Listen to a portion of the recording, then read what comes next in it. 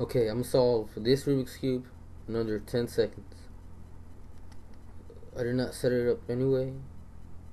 I just mixed it up, and this is how it turned out. Okay, I'm gonna start on the amount of video, whatever reaches 20, which is no.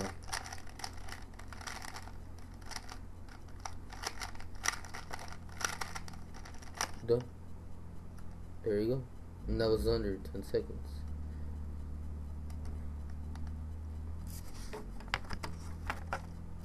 Now I'm gonna try to do a trick.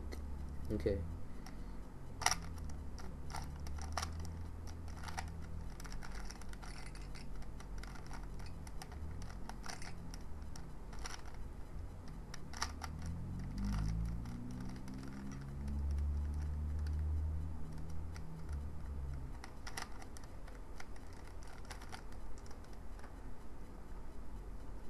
There.